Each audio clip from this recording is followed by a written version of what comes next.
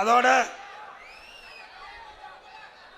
ஒரு வீடியோ ஒன்று, ஒரு ஆடியோ ஒன்று வந்தது. உங்களுக்கு எல்லாத்துக்கும் தெரியும், எல்லாம் செல்போன் வச்சிருக்கிறீங்க. வலைதளத்தில் ஒரு வைரலா பரவிச்சு.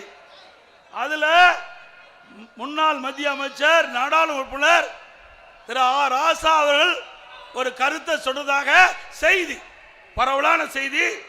அதில் முக்கியமா இன்றைக்கு சொல்லுவது கலைஞர் டிவிக்கு பணம் சென்றது என்று அவர் ஒரு செய்தி சொல்றார்.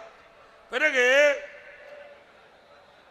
சமூக நீதி பேசும் திமுக சாதி பாகுபாடு இருப்பதை அப்பட்டமா இருப்பதா சொல்றார்.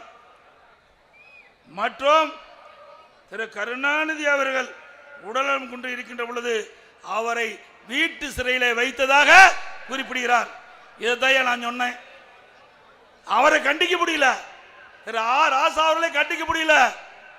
திரு ஆர் ராசா திமுக கட்சியுடைய துணை பொதுச் செயலாளர், முன்னாள் மத்திய அமைச்சர், இன்றைக்கு நாடாளுமன்ற இருக்கிறார்.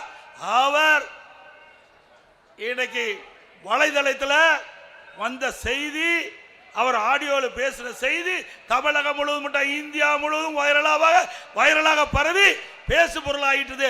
அதைத்தாங்க நான் சொன்னேன். அவர் மீது கோவப்படுறதுக்கு போல என் மீது கோவப்பட்டு என்ன பிரயோஜனம்? ஆக இவர் பேச பேச இதில் உண்மை இருப்பதாக தெரியுது. திரு ராசா அவர்களை கண்டிச்சா இன்னும் பல ஆடியோ வெளியிட்டுருவார். அதனால அவரை கண்டிக்க முடியல. என் மீது கோவப்பட்டு நச்சு வார்த்தைகளை நச்சு கக்கி கொண்டிருக்கிறார். நியாயமா?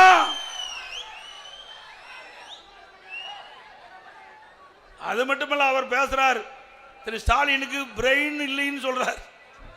பாவம். யாரு சொல்றா? திமுக கட்சியுடைய துணை பொதுச் சொல்ல. நாம சொல்லல. நாம சொன்னோமா? இல்ல. திமுக கட்சியுடைய துணை பொதுச் ஆர் ராசா அவர்கள் அந்த ஆடியோவில் சொன்ன ஒரு கருத்து, அந்த கருத்து தான் வைரலா பரவிச்சு. நானும் கேட்டேன், அந்த செய்தியை தான் சொல்ற மொழி நாங்கள் சொல்லல.